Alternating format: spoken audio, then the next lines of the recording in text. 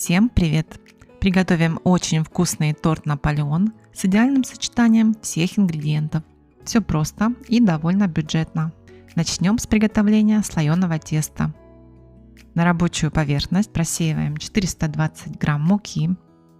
Далее берем 200 грамм очень холодного сливочного масла и обваливаем его в муке. Порубим его на небольшие кубики, которые затем измельчим в мелкую крошку. Также масло с мукой вы можете натереть на терке или измельчить в блендере. В детстве моя мама готовила именно так. Рубила масло и получалась вот такая мелкая и рассыпчатая крошка.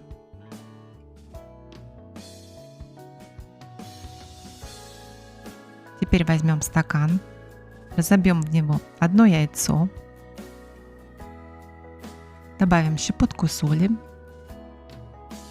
1 столовую ложку растительного масла без запаха и 1 столовую ложку уксуса 6-9%. Размешиваем до однородного состояния и добавляем очень холодной воды.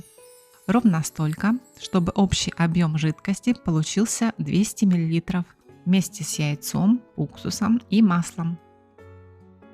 Далее, добавляя небольшими порциями, соединим с мукой. Холодная вода и масло – это отличные помощники. Так тесто не тает и получается просто идеальным. Вот так я перемешиваю тесто ножом. После того, как впиталась вся жидкость, собираем его в комок, перекладываем в пакет или заворачиваем в пищевую пленку и отправляем в холодильник минимум на 40 минут. Тесто можно хранить в холодильнике и дольше, это очень удобно. Займемся кремом. В кастрюлю высыпаем 180 грамм сахара, добавляем 40 грамм муки и 40 грамм крахмала. Перемешиваем и вливаем небольшую часть молока, чтобы размешать до состояния кашицы, после чего смело доливаем оставшееся молоко. Всего нам понадобится 800 мл. Тщательно перемешиваем и ставим на средний огонь.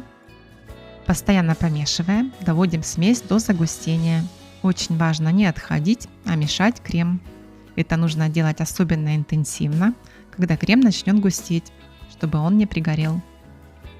Когда крем стал густым и гладким, снимаем его с огня и для более быстрого остывания переливаем в сухую чистую емкость. Накрываем пленкой в контакт и охлаждаем до комнатной температуры. Далее нам понадобится 200 грамм мягкого сливочного масла. И после того, как заварная основа остыла, продолжим приготовление крема. Перемешиваем заварную часть миксером, чтобы она стала более воздушной, и небольшими порциями. Продолжая взбивать, добавим 200 грамм сливочного масла. Таким способом готовить крем очень удобно, быстро, и получается он просто шикарным. Добавим 2 пакетика ванильного сахара и перемешаем. Наш масляно-заварной крем готов. Я предпочитаю именно эту версию, без яиц. Ну а кто со мной не согласен, можете приготовить крем на яйцах. Вернемся к тесту. Присыпаем его немного мукой и раскатываем в пласт. Это нужно для того, чтобы тесто стало однородным, а также чтобы как можно меньше трогать его теплыми руками. Свернем его.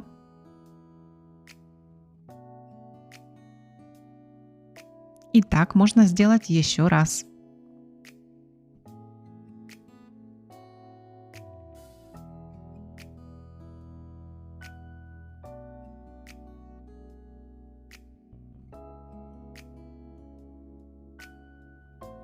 Далее делим тесто на 6 частей.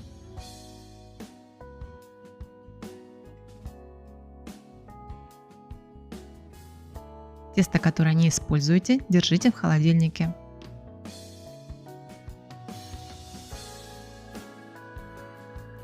Берем один из кусочков и раскатываем в тонкий пласт.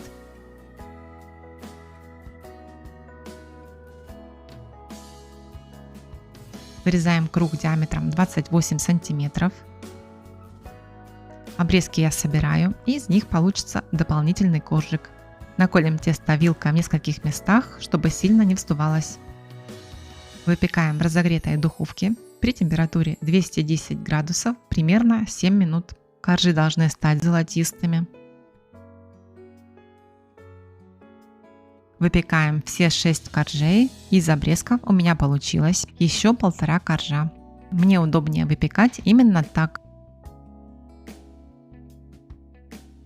Вот наши 7,5 коржей. 1,5 я пущу на посыпку. Они полностью пропеклись, не сырые, нежные, хрустящие и слоистые.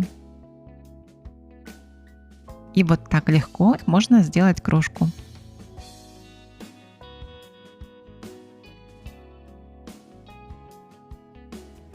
Собираем торт. На большую плоскую тарелку выкладываем первый корж. Хорошо смазываем его кремом.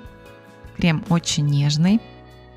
Также промазываем все остальные коржи. При легком надавливании они могут чуть крошиться, это нормально. Я использую кольцо, но это совсем не обязательно. И еще, кто любит масляный крем со сгущенкой, можете посмотреть второй рецепт в продолжении этого. Это, конечно, дело вкуса, так что выбирайте сами.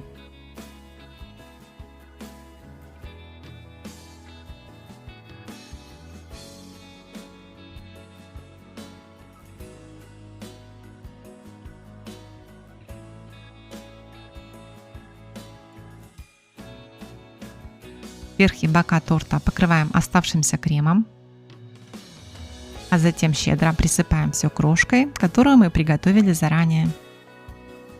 Она красиво выравнивает поверхность и делает торт особенно аппетитным.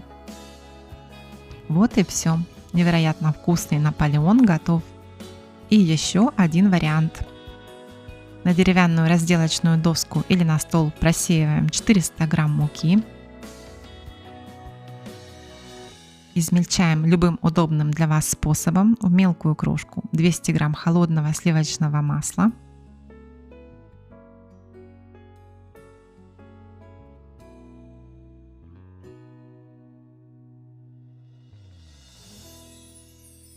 Далее берем стакан, наливаем в него 140 мл ледяной воды, добавляем щепотку соли, 1 ложку столового уксуса, перемешиваем и соединяем с мукой. Этот рецепт теста без яйца и растительного масла. Коржи по этому рецепту получаются более нежные и хрустящие. В рецепте с яйцом и растительным маслом коржи более плотные. Собираем тесто в комок. Заворачиваем в пищевую пленку и отправляем в холодильник на 1 час.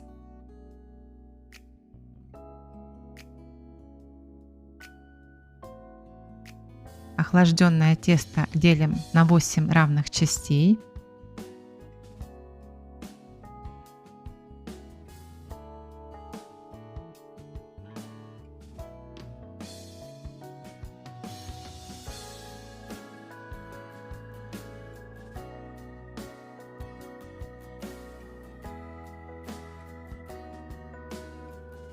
Кусочки, которые мы не используем, держим в холодильнике.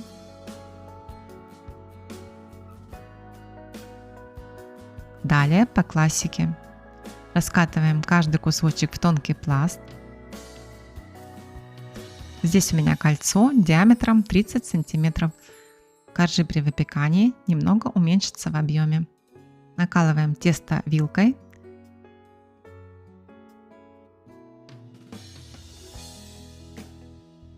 И выпекаем в разогретой духовке при температуре 210 градусов около 7 минут до золотистого цвета.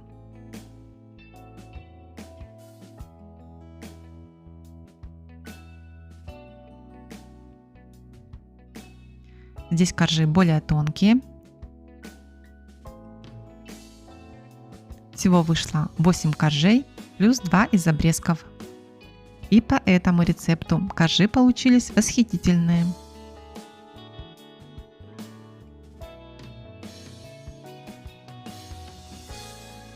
Займемся кремом.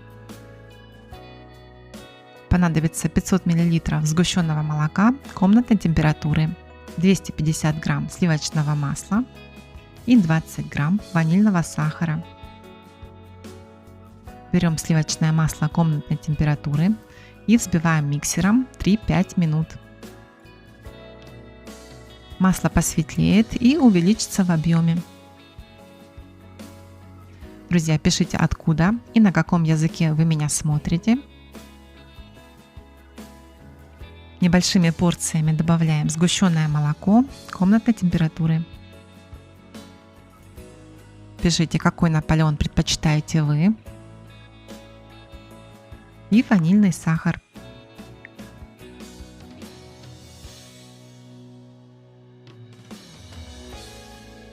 Крем готов. Собираем торт. Каждый корж перемазываем кремом. Торт Наполеон мы храним в холодильнике, а перед подачей на стол нужно дать постоять при комнатной температуре. Из обрезка сделаем кружку и посыпем ею торт. Этот Наполеон остается хрустящим даже через несколько дней. Здесь коржи очень нежные и тоненькие. Обязательно ставьте лайки, подписывайтесь на канал, а я всех обнимаю. Всем пока!